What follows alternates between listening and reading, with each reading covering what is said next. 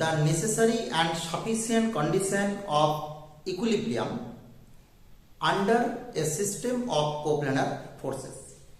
Okay, and the necessary and sufficient condition of equilibrium under system of coplanar forces state that the sum of the component of the system along any two perpendicular lines are must separately be 0. Okay, that is, if we take two perpendicular line as x-axis and y-axis, so along x-axis the sum of all forces, that is, we know that already, x this is equal to 0, also y-axis along, that is the capital Y, this is also equal to 0. Okay, and the sum of moments of the forces about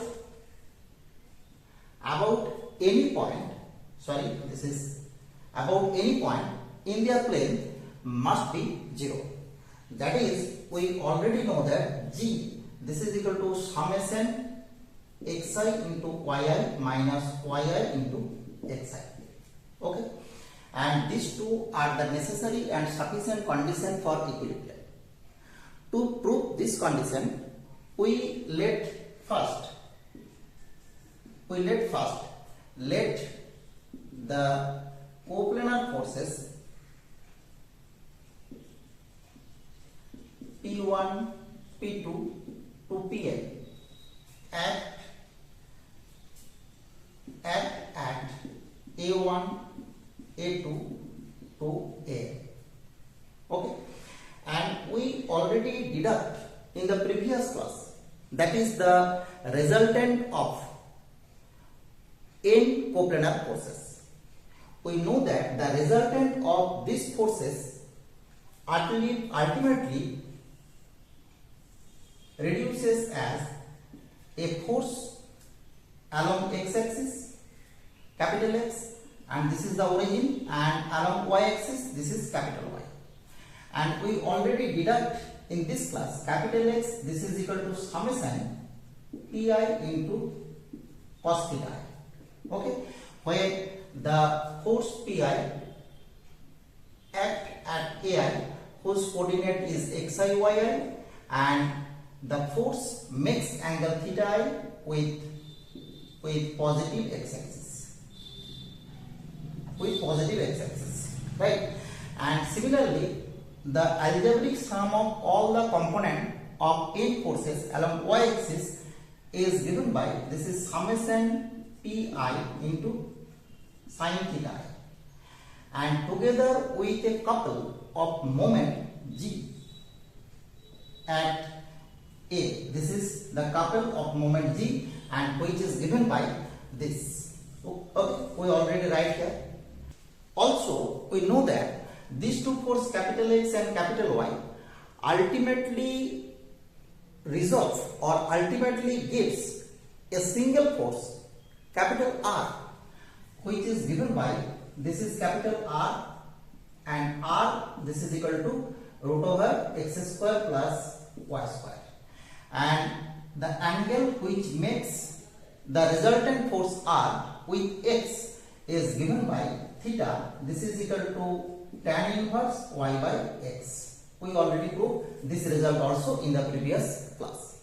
Okay, so our total system reduces to a force R, this is equal to root under x square plus y square, and a couple g, this is summation xi y capital I minus yi capital xi.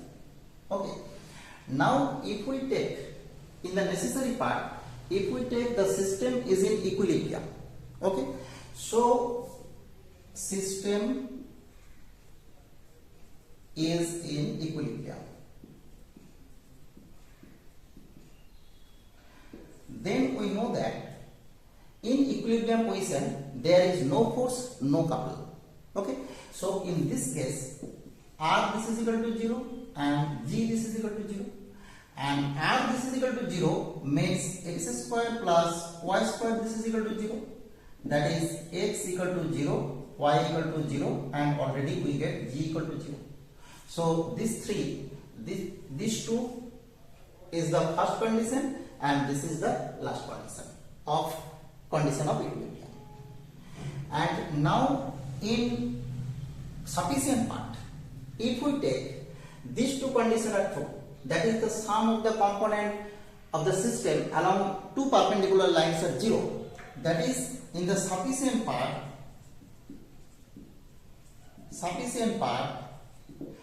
we take capital X equal to 0, capital Y equal to 0 and capital G equal to 0. Okay, that is we get capital R, this is equal to x square plus y square, this is equal to 0, and capital G, this is equal to 0. So there is no force and no power. So the system must be in equilibrium.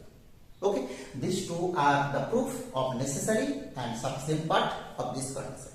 And these two are very, very important property. This is also for your exam. Okay, we have to remember these two property of equilibrium. Right? Thank you for watching.